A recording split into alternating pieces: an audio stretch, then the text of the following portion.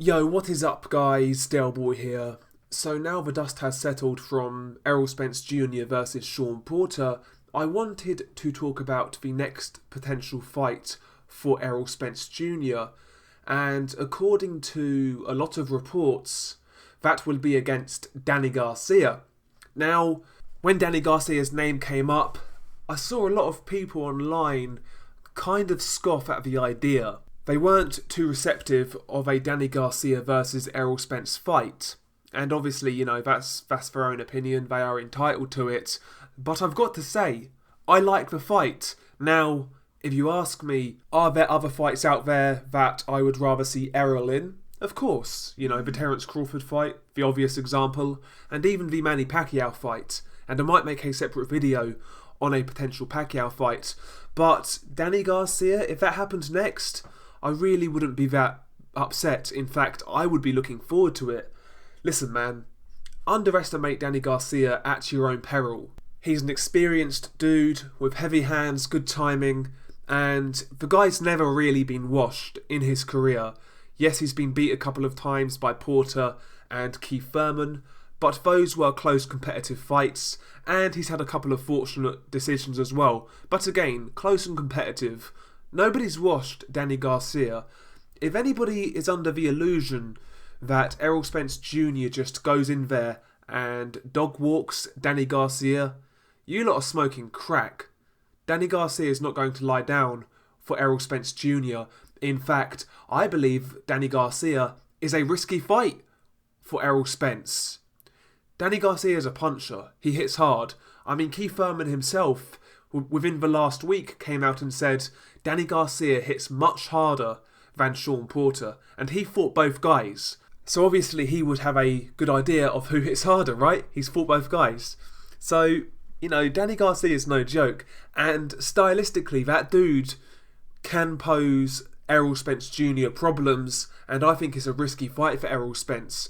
Errol Spence, to me, he's a bigger guy. I would say he's a better boxer, and he's fresher. So he's certainly the favourite. I'm not discounting that. And if that fight did happen, as of right now, I would be leaning towards Spence. But don't get it twisted. There's a chance Errol Spence Jr. could get stopped in that fight. We saw Errol Spence Jr.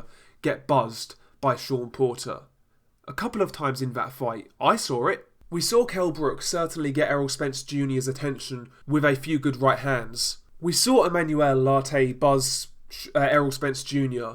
in their fight earlier on in his career. I'm not saying Errol Spence has a bad chin by any means. I actually think he's got quite a good chin, but he's not the Terminator like some of his fanboys made out. He's vulnerable. He gets hit. He can get hurt. We've seen it. And Danny Garcia's got enough power, believe me, to hurt Errol Spence Jr. and maybe knock him out. Maybe you could argue Danny Garcia would have been the biggest puncher Errol Spence Jr. has fought to date. And I go back to the styles clash. Danny Garcia is not going to give Errol Spence Jr. the problems someone like Sean Porter did with the angles, coming in at angles with quick feet and a swarming style. He's not going to give Errol Spence those problems. He's not going to give Errol Spence the problems Kell Brook did from range behind that jab. He's not going to give Errol Spence those problems. In fact, he could play into Errol Spence's hands. However, one thing Danny Garcia will do, he'll throw punches with you in hope to catch you.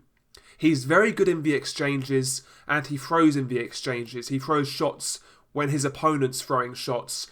And if you've watched Errol Spence Jr. from the start of his career to now, one thing I've noticed, if you punch with Errol Spence Jr., he is there to be hit. And we saw that early on in his career, even against the likes of Samuel Vargas and Alejandro Barrera. We also saw it in the Sean Porter fight at stages. If you punch with Errol Spence Jr., he is vulnerable. And against a guy like Danny Garcia, you could be in trouble. Because Danny's got great timing, even in the exchanges. He's very composed in those situations when he's throwing with you. We've seen that in several of his fights in the past. The Amir Khan fight, most notably. The second fight with Eric Morales. Now, I know Morales was past his best, but he still demonstrated that skill and that attribute. He did it also against Lucas Matisse, you know?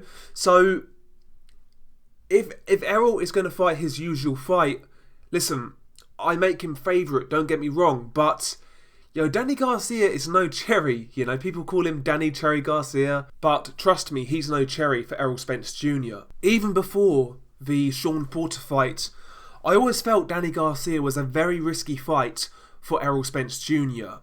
Yes, like I said, don't get me wrong, Danny Garcia, he'll be in front of Errol Spence a lot of the time, and he's there to be hit, so that in a sense plays into Errol's hands, but he needs to be aware of what's coming back, and for me that makes it a very interesting fight. Could be a gunslinging type fight, a firefight, but it's a great style clash. And, I'm kind of surprised why people are so down on it, to be honest with you. I mean, like I said, I would rather see Crawford, yeah. I would rather see Manny Pacquiao, absolutely. But Danny Garcia is not a bad consolation, as far as I'm concerned. 2-weight world champion, experienced, tough, rugged, durable. He can punch. He's got great timing and underrated boxing ability. The guy's no scrub. The guy's no slouch. So, listen, I like the fight, and I think Danny Garcia has a shot in that fight. Like I say, don't make him favourite, but don't be shocked if Danny Garcia pulls off the upset and knocks out Errol Spence Jr. He certainly won't beat Errol on points, I can give you that much, but he can knock Errol out on any given day. This is boxing, man. One punch changes everything. And I think Danny hits hard enough to stop Errol Spence Jr.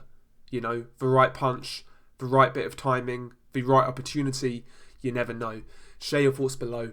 Peace.